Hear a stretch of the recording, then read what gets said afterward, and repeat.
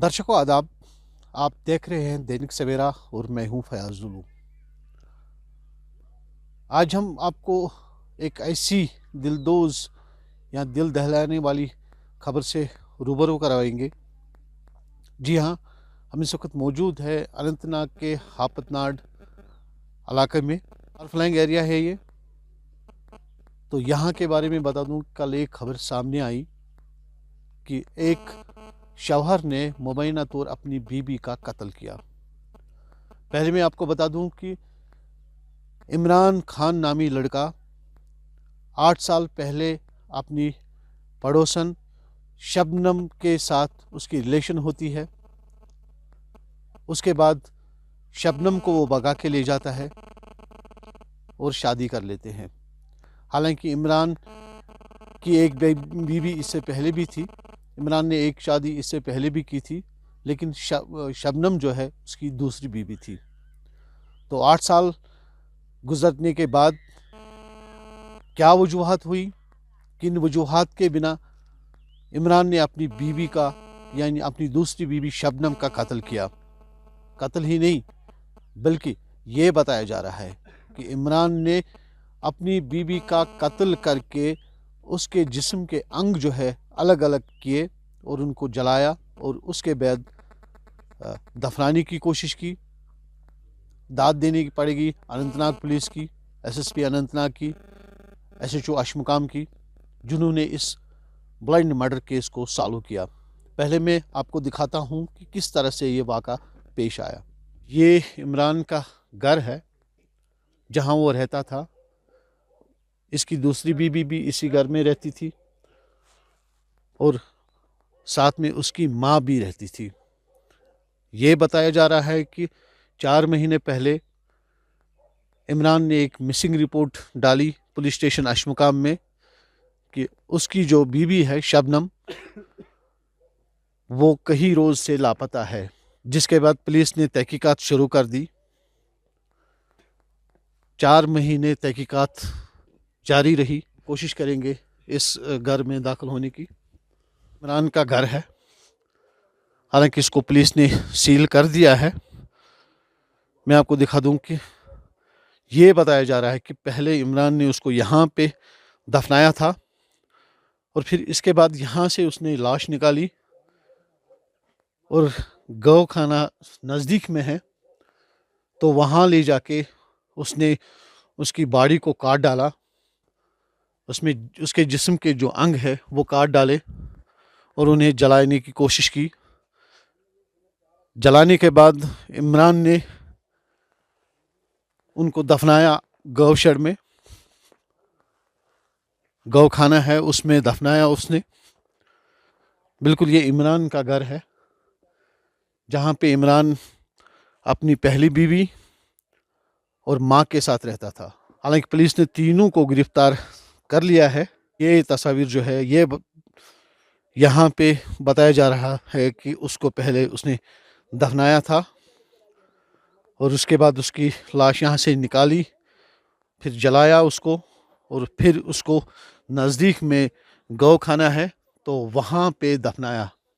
हालांकि पुलिस ने उसकी लाश वहाँ से निकाली। एफएसएल की टीम आई, उन्होंने भी यहाँ पे जो है सैंपल बरामद किए। अभी तहकीकात जारी है, लेकिन मैं फिर से अनंतनाग पुलिस को सल्यूट करता हूँ। SSP Anantnag, SHO Aishmuqam, SDPO Aishmuqam, जिन्होंने इस ब्लाइंड केस को सॉल्व किया। हम इस वक्त उसी स्पॉट पे मौजूद है जहाँ पे उस हमला खातून को ये बताया जा रहा है कि अपने शौहर ने मुबैना तौर पहले कत्ल किया था और उसके बाद उसको उसकी लाश जो है पहले दफनाई थी उसने, फिर वहाँ से निकाली और फिर उसको जलाया गया और जलाने के बाद उसको ये बताया जा रहा है कि इस गड्ढे में उसने दफन किया था। ये गौ खाना है जहाँ पे इसको बेदर्दी से पहले कत्ल किया गया और उसके बाद उसकी लाश जो है जलाई गई और उसके बाद उसको ये जो गड्ढा है इस गड्ढे में उसको दफन किया गया था। तारीफ़ें करनी पड़ेंगी अनंतनाग पुलिस की, جس نے اس بلائنڈ مرڈر کو سالو کیا. یہ ایکسکلوزیو تصاویر جو ہے وہاں کے ہیں جہاں پہ اس لڑکی کو دفنایا گیا تھا، حالانکہ حاملہ خاتون تھی وہ. اس وقت ہمارے ساتھ موجود ہے یہاں کے کچھ مقامی لوگ، تو ان سے بات کرنے کی کوشش کریں. جی اپنا نام بتائیے اور یہ بتائیے کہ یہ جو واقعہ ہوا آپ کس طرح سے اس کو دیکھتے ہو؟